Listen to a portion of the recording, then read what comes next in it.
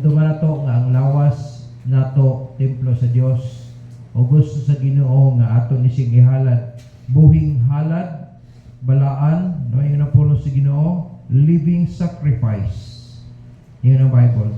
Then holy balaan siya dili hugaw dili buluyagon acceptable unto God.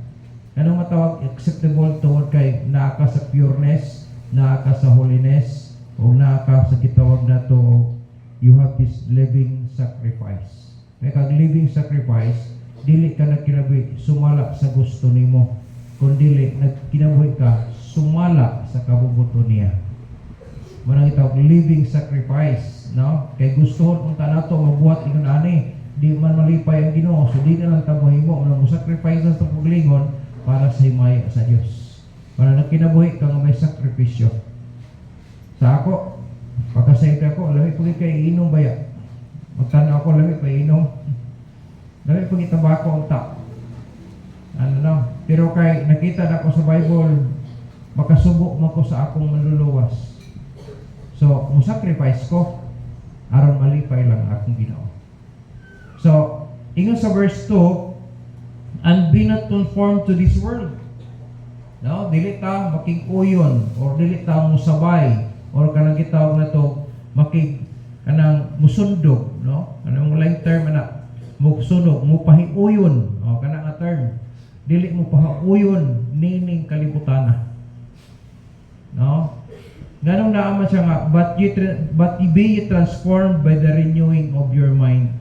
So ayaw mo kalimot nga giluwas na tas Ginoo, anak na ta sa Dios, dili na ta ulipon sa sala. Dili ta ulipon sa pagpakasala. Kung dili anak na ta sa Dios, makinabuhi ta unya maghunaw na ta sa mga langit ng mga butang. Manayot pasabot diha. So dinhi ato makita, be not conformed to this world. Kay mobiya na ta aning kalibutan, kalibutan aning 2025, 2025. Pila kagutlo gikan karon, masaba na ang kalibutan. Nagtanaw ko sa news dito sa Bukawi, Bulacan, kay mo man ang kapital sa ato ang gitawag na to nga pabuto. Nada sa Bukawi, Bulacan. Nya, mo travel ang mga tao dito, mamalit sila. Usa sa reason na akong nadunggan, no, gi-interview siya sa mga kanang mga newscaster. Siya, unsay reason daw nga inana? Kay pahawala daw sa mga daotan. Usa na. Kanya, ikaduha, aron daw nga mabibo ang bagong tuig. Ikatulo, daghan kay reason ako nadunggan na. Lain-lain sila kan kay paswerte daw na siya. Kaupat, pabugaw sa malas. Sa anak, imong sabton ba? So, gama na sa kalibutan. Pero kung atong ba na ibase sa Bible, ang tanan ng mga reasons nila is wrong. Wrong yun. Kaya may peace, malinaw na isaba. Diba? Kunya, makapasamok sa mga tao. Nga naman, makurat-kuratan ang mga tao. Usa sa pinaka dako nga epekto sa pabuto, ang kanang mga mananap sila. Magkabuang yung tao ng mga mananap kung makadungog sila saba ka ng buto-buto. So may kalinaw, walay kalinaw sa kasaba. Sa dili, tinuod nga para malinaw daw ang Pasko. Sadya daw siyang Pasko. Ay sadya atong ninamatay 12 anyos. Nga nagipabuto, pabuto. Pagsindi nila, mabuto. So to be sure kibali nga dili gid sila mabuthan, gibubag tubig. So sindi dum sa lain. Wala mabuto. Bubabog tubig. So gibiyaan nila.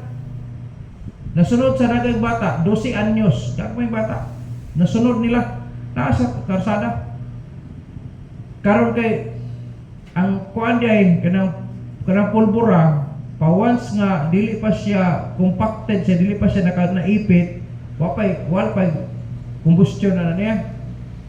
Tingali nag-umido lang tong kuan dito ba? Nag-umido lang ang kining kayo sa ilalong. Nag-ut-ut pa siya na hantod niya abot sa ilalong gid kayo. Ang mga bata gipamunit nila. Gipamunit. Pagdagan lagi kan sa area, pagdagan nila dito sa unahan, king buto bito na, bang! Tumatik, patay ang 12 years old.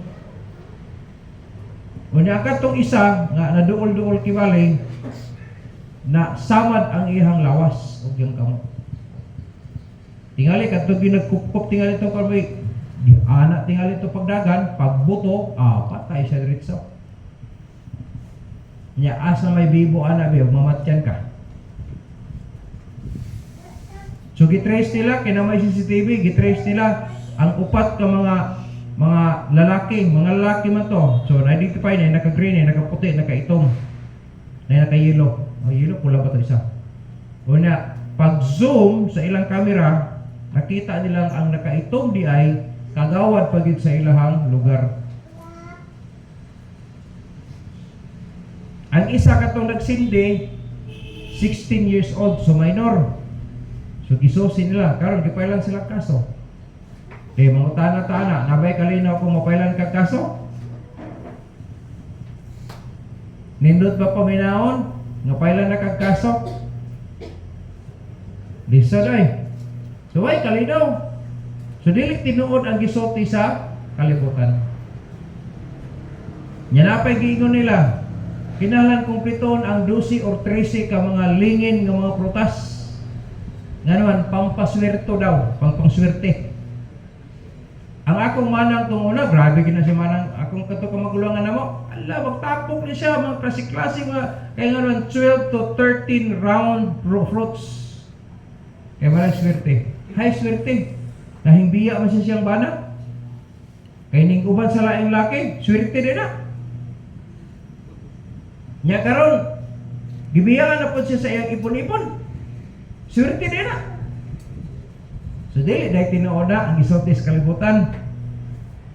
Manaingon sa Bible, kay nasaid man ang Dios nga ang practices sa kalibutan sayop yun. Manaingon ang Ginoo sa iyang mga anak, be not conformed to this world. Amen. May kag be not conformed, ayaw magtuo anak, magtigom ta sa lamisa karon og lingin, pampuynas ayaw Ginoo ang anak man mo Ginoo. Amen. Ayaw magapil-apil na sa kalibutan.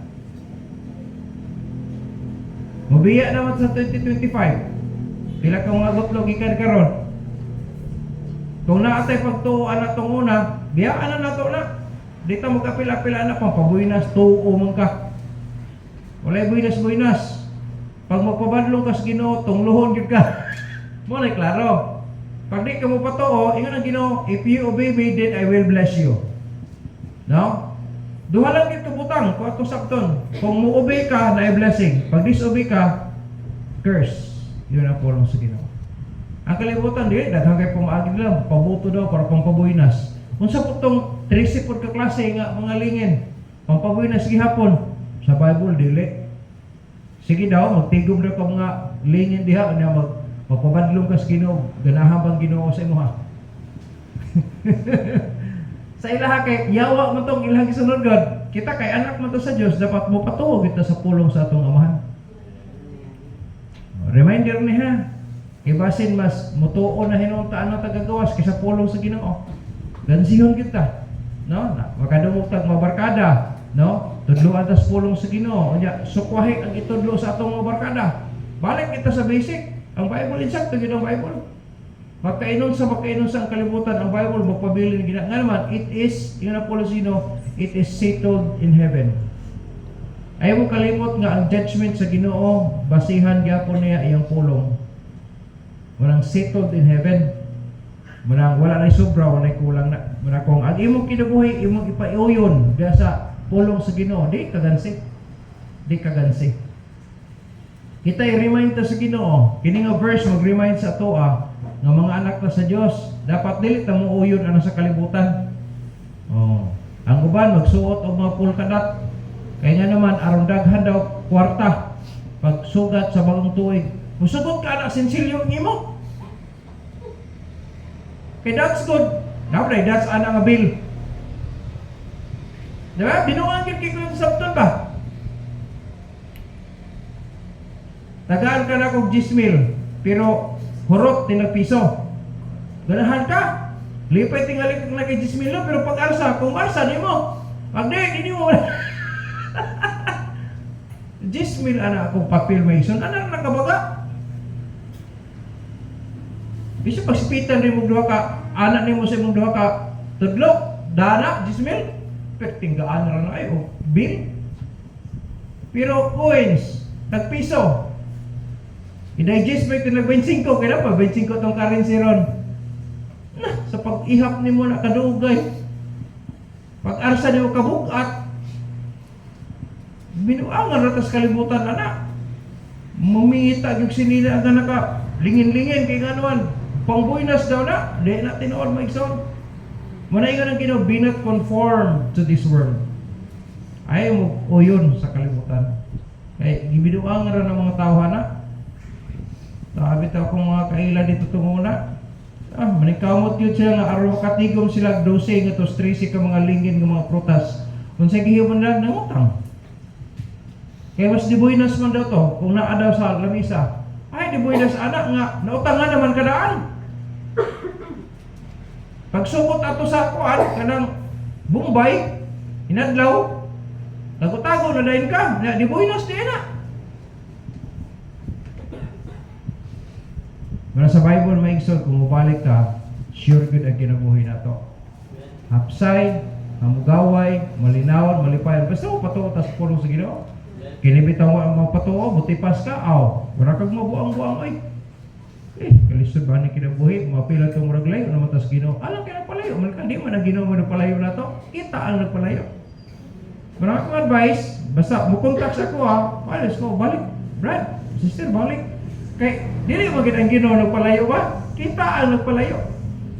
Ang agay sa nabalik, balik. Yan nagpalayo kayo kay kung nakataning pa na siya kanang guma, pagputula na, piti gina. Nya anak man ka. Pagpabiling gyapon ng anak ka, bisan pagbadlungon. Pero may gitong anak nga dili magpabadlong. Amen? Inani ka nindot.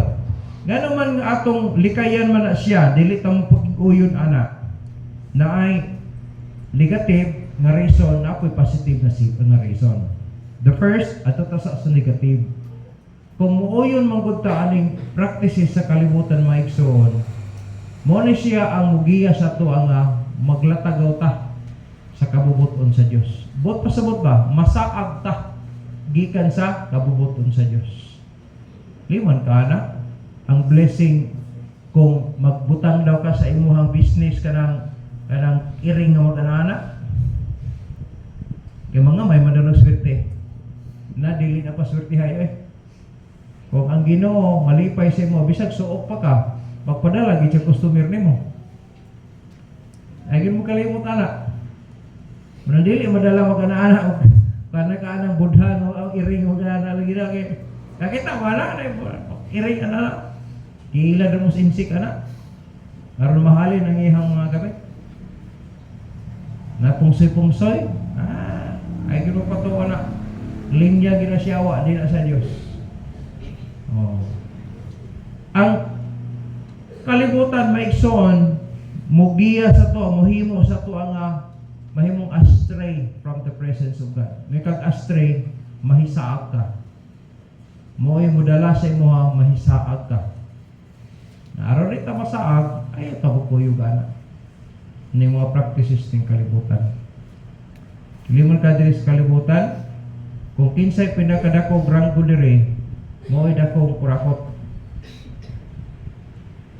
Kanang gahong ba? Kinsay nadagkong gahong, mo po'y dakong murakot. Kinsa man di ay ang upihig sa imuha nga dili ka kalinya, di ka makabenepisyo. Kinsa may nagbuot anak, ang katong na ay gahom diya si babaw. Diba?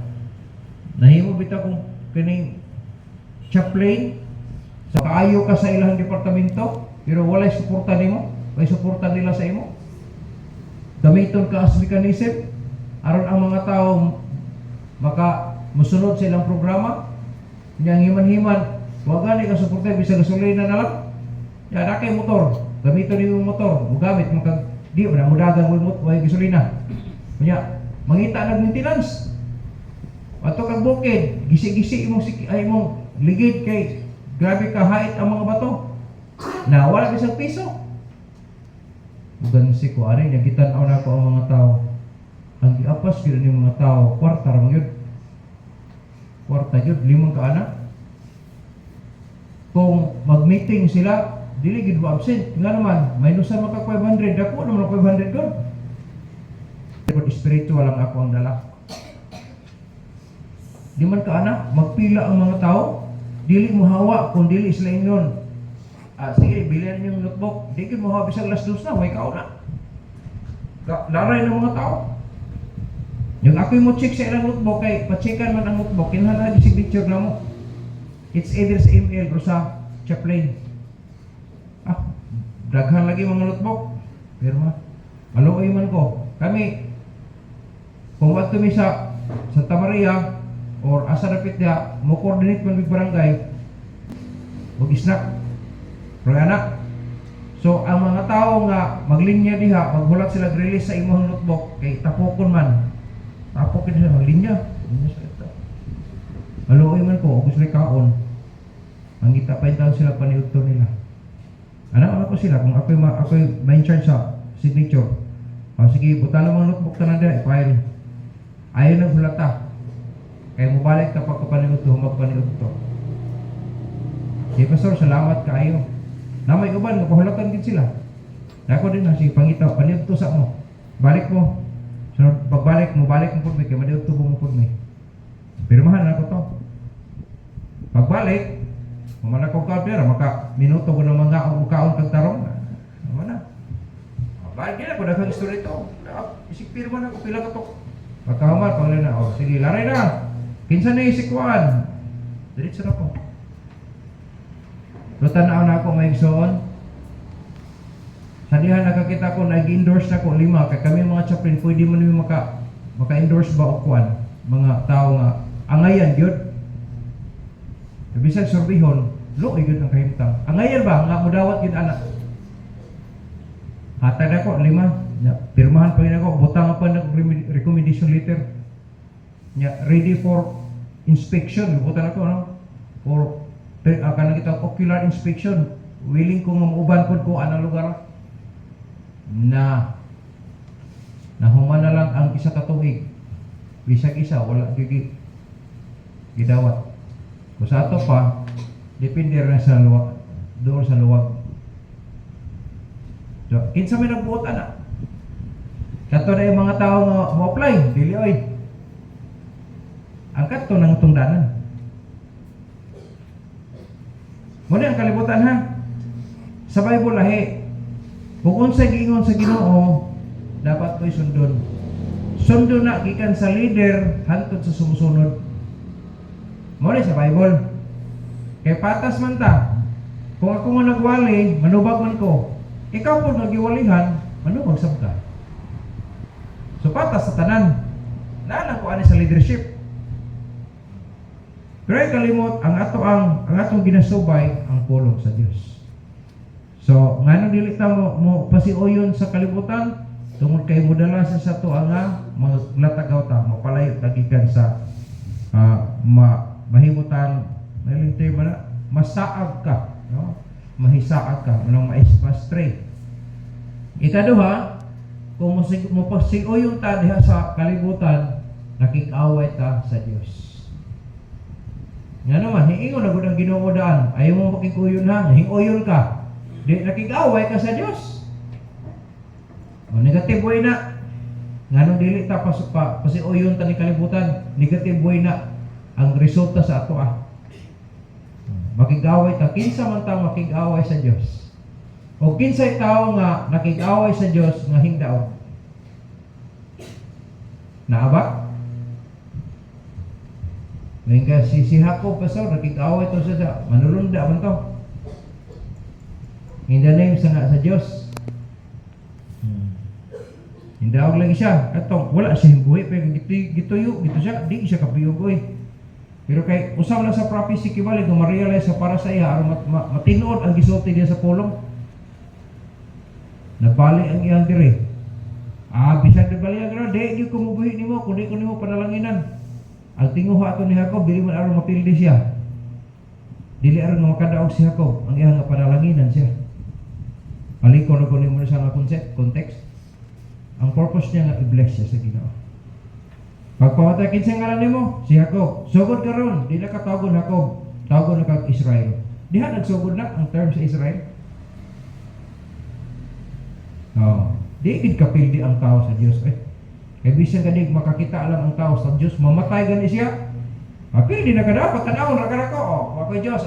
Patay na ka, dipili gid ka. Wa gid na nato. Nya, kung conform ta sa kalibutan, pakig-away ta sa Dios. So gansi ta. So dili ta makig-uyo ning kalibutan aron dili na to makalaban ang Dios. Ikatulong nga reason, negative. Sa panahon nga muuyon ka sa kalibutan, anam-anamon ka niya nga mapalayo sa Dios. No? So it makes us away from the presence of the Lord. Tanaw ra kung katrabaho na ka, mas ang imuhang i-honor ang boss nimo sa kalibutan kaysa imong boss sa imong kalab. Daghan kay mga Kristiyano na dito nagwali bitaw ko sa Jatagon, mga katawhan niya. Mga katawhan niya. Kaya nga naman aron dili ta mapalayo sa iya. So muna ang mga reasons nga kung mo uyon ta sa kalibutan, mo na ang resulta nato.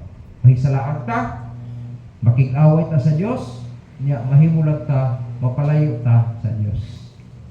Ano lang po ta sa positive? Adi sir kung matapos sa positive. Kita, giremind ta sa Ginoo karon, kay pila ko nga gutlo sa akong giingon, mohapit ta tagalos 8 karon. So kung human ta sa ato ang Lord Supper, inunta 8:30 or alas 9, inunta kay alas 9 na human. Gikan sa alas 10, alas 11, alas 12, 3 hours na lang. Mo depart na ang 2025. Pero matubang na punta sa bagong tuig. Pero ang Ginoo nida, ayaw mo kasi uyon ni kalibutan. So unsay angin natong buhaton? No, aron nga dili ta mahimong mo pasig-uyon aning kalibutan. First, we need to be firm in 3 W's. Unsa 3 W's?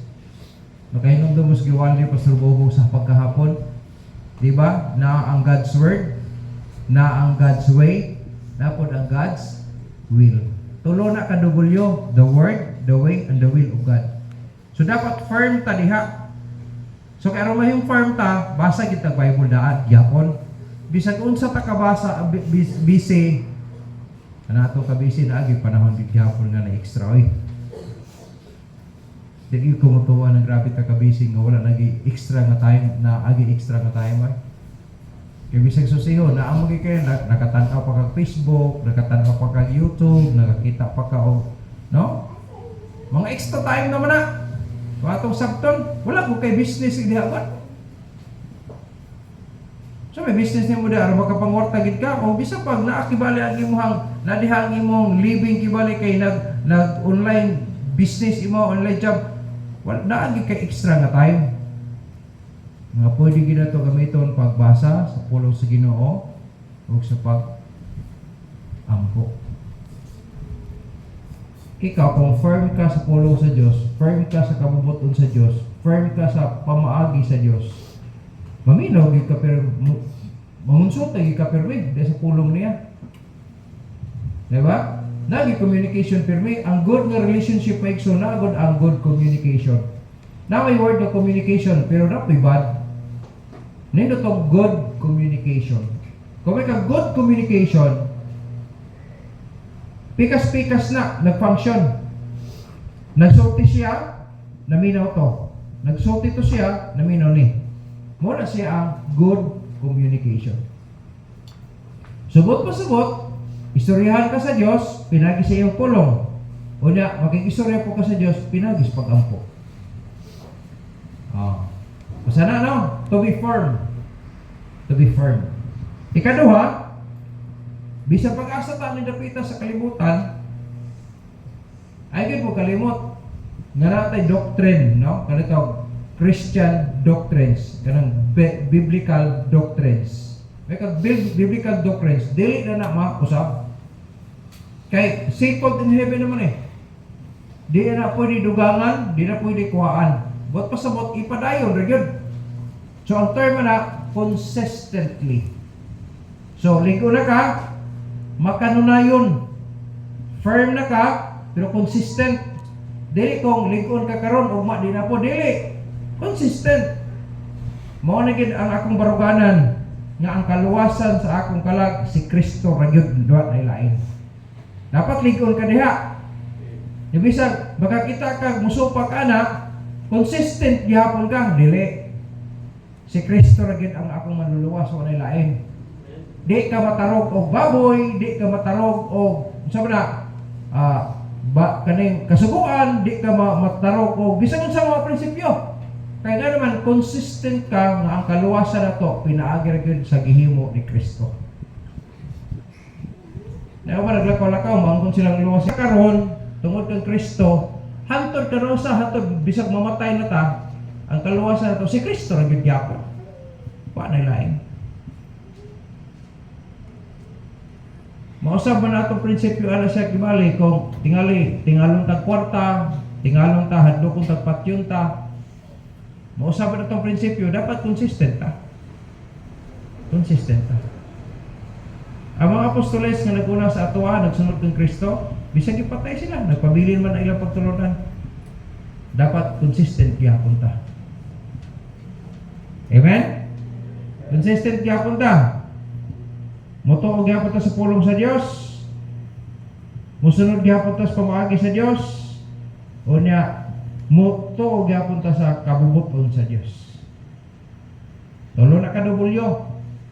Word, God's will, and God's way. Dapat firm ta anang 3 W's. Dapat consistent ta sa 3 W's na to. Then the last one, we need to be loyal.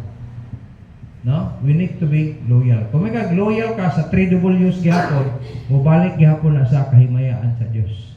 Kay loyal ka sa pulong sa Ginoo, mamalandong gyapon ka sa pulong sa Ginoo. Kung loyal ta, firm ta, consistent ta, natudlo ang tithes and offering, magpabilin gyapon ang tithes and offering. Amen? Kung atong sabton sa Bible may igsoon, inani ang konsep ha. Sa Bible, dili na gi-reiko ang Malakay chapter 3 verse 10 to 11. Kay Old Testament pa na.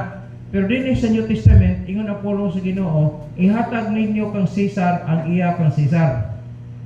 Ang sa Dios, sa Dios.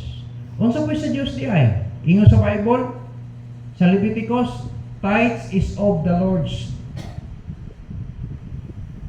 May hindi nga, wala naman kay wala temple. Giklaro ni Pastor Bobo pag ingon nga tungkol na temple ang term niya sa terms Israel, no? Pero sa Christian church man, unsa mahimuon po niya sa pagpalambo sa bulaton, nagkinahanglan nagmanig gyapon ang bulaton, magpabilin gyapon ang iya sa Dios. Naay collection. 1 Corinthians chapter 16 nagi collection. Oh, unsa na i-collect ana diha? Di siyempre ang tithes and offering. Di ba? Unsa na i-collect dito sa church? Tithes and offerings.